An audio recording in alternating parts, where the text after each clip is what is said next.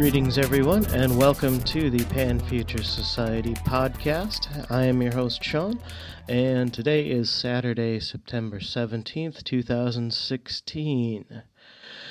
Something fun to start the show with this week. Science Friday, the NPR show, has a list of its favorite Twitter bots. So you may or may not know, on Twitter, there are quite a few accounts that are essentially automated. Some of them by just simple code, and others by apparently use of artificial intelligence or something approaching that. The Science Friday info says as of 2014, Twitter estimated that as many as 23 million of its 271 million users were bots, or automated accounts taught by code to tweet according to the desires of their creators. So, there's a lot of them out there. I've got a few of them followed on my page. I follow Hal9000. Hal9000 retweets a lot of stuff about artificial intelligence, as you might imagine. On the Science Friday one, there's an interesting one of the Cassini bot. Tweets images sent by the probe Cassini. The think piece bot writes fake think piece headlines generated from topics inspired by all those think pieces about millennials, such as, could wanting basic body autonomy be why millennials love Snapchat so much? My personal favorite one, and I follow this one as well, is Uncharted Atlas, at Uncharted Atlas. This generates maps of fantasy worlds complete with city names and coastlines. The code uses rules on how water behaves in order to sculpt realistic geography, and it has been built by a glaciologist.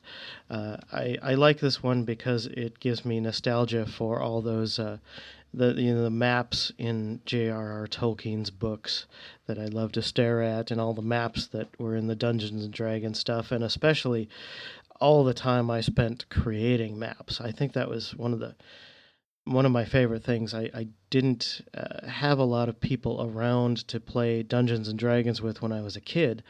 I got to from time to time, but mostly I spent my time reading the D&D rule books and creating characters and making maps. I made a lot of maps. You get some graph paper and you draw your maps, and it's just that was just a creative thing I really enjoyed doing. So this Uncharted Atlas auto map generator is a special place in my heart for me. All right, I will link to that in the show notes so you can check out some of these Twitter bots online. And next time you get into a conversation on Twitter, do a little digging. You might be talking to an artificial intelligence. And now on to your news of the moment.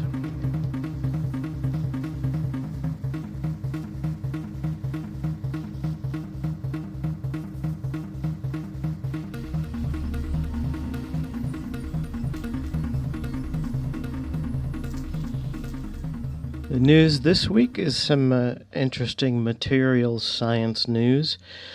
NASA is considering transparent aluminum as replacements for the windows in the International Space Station. Transparent aluminum may ring a bell if you've seen Star Trek IV: The Voyage Home. It is mentioned in the movie as Scotty gives the formula for it to someone at a plexiglass plant in order to get the large pieces of plexiglass to build the tank to hold the whales. And if none of that made sense, you're probably not a Star Trek fan, and I don't know why you're listening to my show. Anyway, transparent aluminum as an idea already existed before Star Trek IV was released, but it was too cost-prohibitive to be of commercial use. In the years since then, the process of it has been refined, and we now have some commercial uses for it. The process, it is an aluminum oxynitride, and it involves mixing aluminum, oxygen, and nitrogen together in the proper proportions. First patented in 1980, manufacturing being patented in 1985. It is optically transparent, 4 times harder than fused silica glass, almost 15% harder than magnesium aluminum mate spinel, whatever the heck that is, and 85% the hardness of sapphire. And due to its transparent nature, it has earned the nickname of transparent aluminum. This ALON can be used to make domes, windows, plates, rods, tubes, and many other forms. According to the manufacturers of it, a 1.6-inch piece of armor has been shown to stop armor-piercing projectiles up to 50 caliber. So it's tough stuff and would be great for the International Space Station windows and, well, if you can make enough of it, probably great material to make anything out of that you're going to put into space. It also appears to be resistant to acids, waters, and other chemicals and might be radiation resistant. They're undergoing some more testing to figure out how resistant to radiation it might be and to see how it might hold up in space. And NASA may be replacing the glass windows with transparent aluminum on the International Space Station. Very cool stuff in the world of materials science. And that is your news of the moment.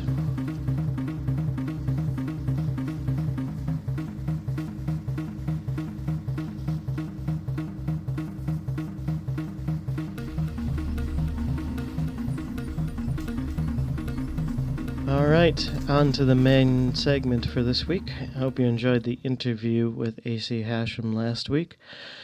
We did touch on artificial intelligence in that interview a little bit, and I am back to artificial intelligence this week.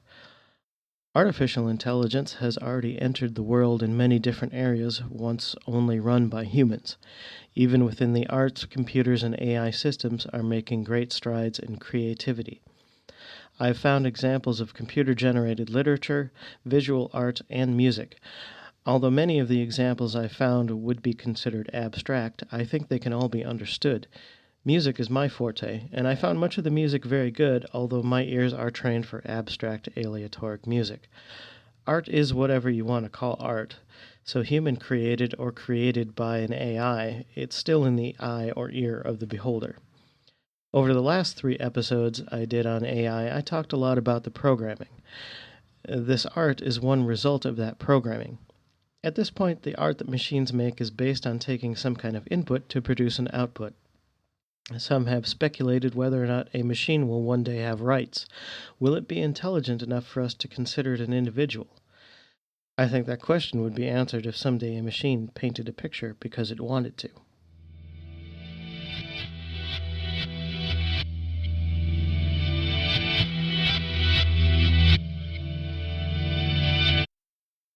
Connected by Deep Gimbal 2. Connected down the hill is it that I may be the bee of all my dreams, and my heart is full to her own face in a strange forest, or the water to a little tree of gold in this garden. I see them in your hands and in their ears, with their white and beautiful fingers, as the night and a shadow in that garden I would never be, to have a world of mine, the old world of me, with my own voice. Deep Gimbal 2 is a recurrent neural net trained on public domain poetry. This poem was seeded by the initial word. Line breaks were modified. So there you have a little bit of artificial intelligence generated literature. I have talked about Deep Gimbal and the curated AI webpage before. That's what I just read now, Deep Gimbal from Curated AI.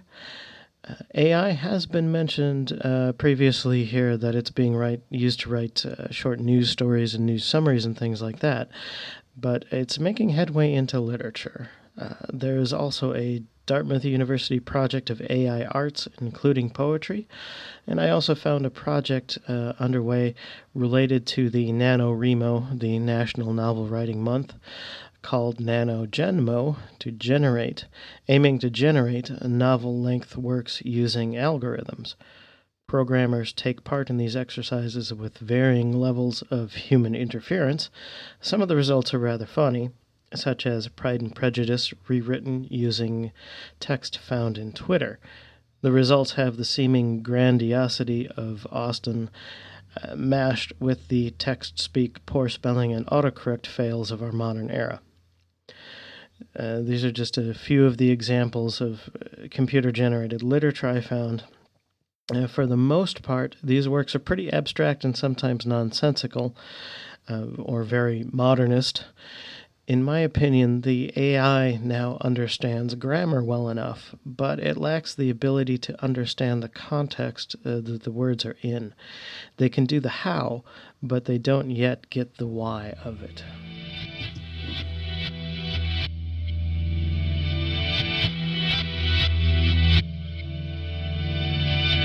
I think I'd mentioned on the show previously the project that generated a painting that looks like Rembrandt would have painted it. It's still a great example, further benefiting from 3D printing to even replicate his brushstrokes. Among the various AI art samples I found, this is also among the least abstract. This particular project leads me to speculate that in the future we may revive various artists and performers through AI. Perhaps through new paintings or musical works, perhaps like characters on Star Trek holodeck. Is it art? Will we call this painting a work by Rembrandt? Rembrandt 2.0? Will Rembrandt 2.0 have a long career? On the one hand, it may seem wrong to use some deceased artist's work to generate new work, but wouldn't it be interesting to simulate the career of Jimi Hendrix, to predict what he might have done when he was 35 or 60 years old? As someone who would love to see what happens 1,000 years from now, I don't think I'd have a problem with there being a simulated me far in the future still making music. Some of the trippier examples of AI art I found were from Google's Deep Dreaming. It uses the algorithms of the Google image search to gradually reinterpret photos often into nightmarish and odd works of art. It's particularly fond of dogs, and I will explain that in a moment. It's also good to know that AI does not need to take LSD to go on an acid trip. There are several programs and websites that allow you to use deep dreaming on your own photos, and I'll link those in the notes and post a few examples that I have. I tried one, and sure enough, psychedelic dogs. There are many options for variations in the deep dreaming program, so you don't have to get dogs. It works as varied filters do in photo processing programs. But in essence, deep dreaming looks for things that it recognizes, then reinterprets your photo to be more like what it thinks it sees, like a recursive game of telephone. And apparently deep dreaming was trained, as artificial intelligences have to be trained just like we do, on a set of dog photos. It's a mystery to me why its developers chose such a narrow data set to give it its base training, but it has given deep dreaming a severe case of dog pareidolia.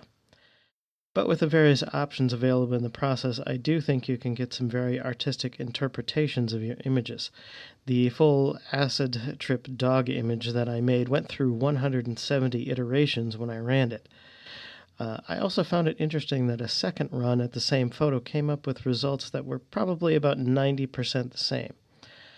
Since it's basically a reductive process, I think it's not unlike Impressionism or Cubism, where the artist's eye breaks down reality into simpler or amplified parts. It's also very interesting in that the deep dreaming program didn't alter a silhouette image of a cat in the photo that I used. You'll see these pics online. Perhaps the cat shape was already obvious and didn't need to be reinforced. Or maybe deep dreaming's love of dogs steered it clear of the cat. I don't know. But is it art? If I run a photo through it and selected the options and decided when to end the process, did I make the art? Did deep dreaming make the art? Is it a collaboration between the two of us? I guess, again, in the eye of the beholder, but I found a lot of these kind of interpretations to be very nice to look at.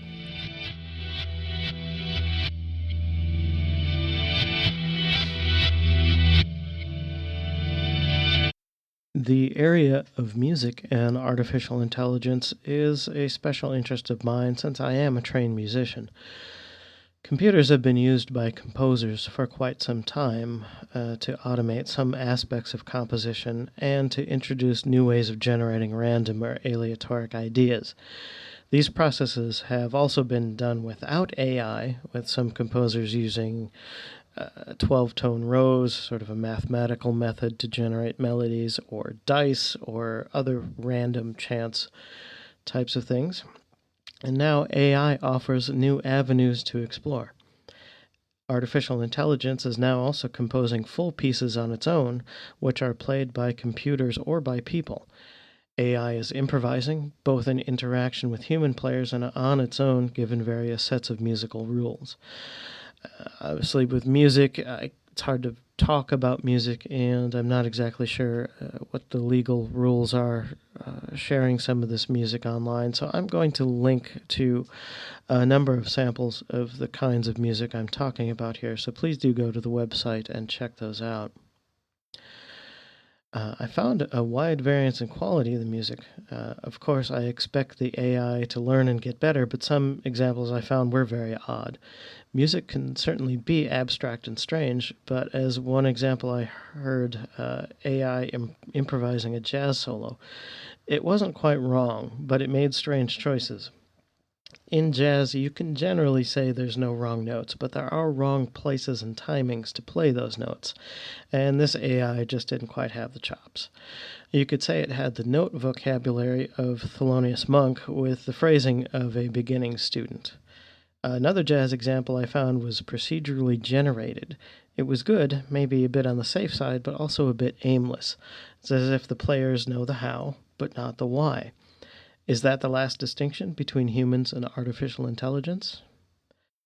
Another music area I think AI will change is in automatic accompaniment. There are tools like Band in a Box, a software program for automatic backing tracks that use AI to flesh out a song from just a chord progression. There is also a guitar pedal, the Trio, made by a company called Digitech, that will listen to your guitar playing and provide bass and drums automatically in the right key and in several different styles that you can choose from. It is really quite remarkable how many musical functions can now be automated. This pedal, of course, I'm a guitar player primarily, so I kind of geek out about the gear. There's a demo video I'll link to about this Digitech pedal. It really is cool. I think even if you don't play a musical instrument, the guy sits there, he plays through a chord progression, and then the pedal just takes off playing not just boring stuff, but driving drums and fills and funky bass lines and noodly bits to fill out the music the way live people would, not just some bland loop that repeats over and over again. Along the lines of this accompaniment idea, Georgia Tech has developed a marimba playing robot called Shimon, specifically to explore improvisation and interaction with human players. This is one of the coolest things I saw while looking for some AI music. It's not just a matter of learning to play music, learning how to handle complex interactions based on a set of rules that still leave a wide margin for unexpected results, i.e., improvised music, is a great general goal of robot programming.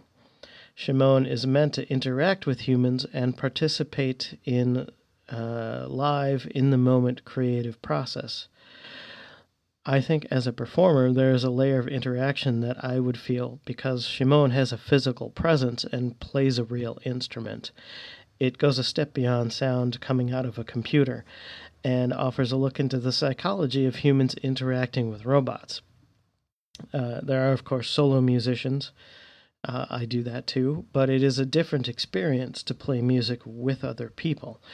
And I would love to talk to some of the people who've played with Shimon, or I would love to play with Shimon myself, just to see, is it the same kind of interaction? Is it a similar reaction? Is there give and take? Or is it more just I'm playing, the robot is responding, but how much of a circle does that go in? That's one of the essential things about playing improvised music or certain types of music with other people is the feedback between the 2 people or the 4 or the 10 or however many people there are. So I'd like to see how much of a give and take it is with the robot rather than just a give from the human and a appropriate response from the robot. Does the robot can the robot push the human player to create something new and fresh the way a group of humans might do? That would be fascinating. I'm just talking off the top of my head now, thinking about that. I think I need to contact Georgia Tech because I would really like to check out this robot. Georgia Tech, if you're listening, let me know if I can drop in. All right? Thanks.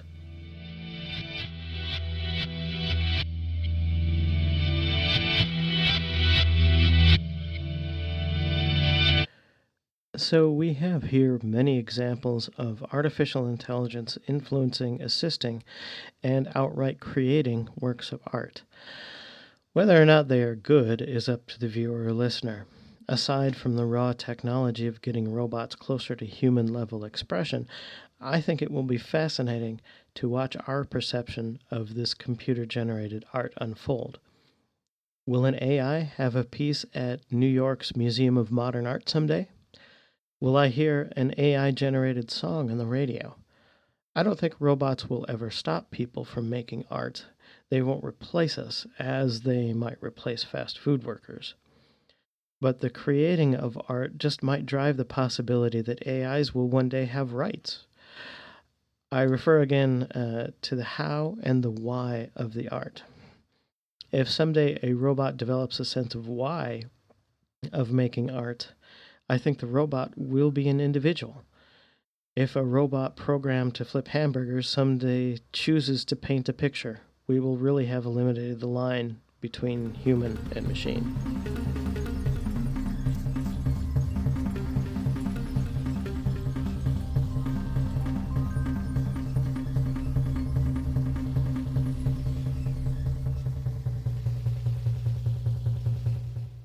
All right, that is your show for the week.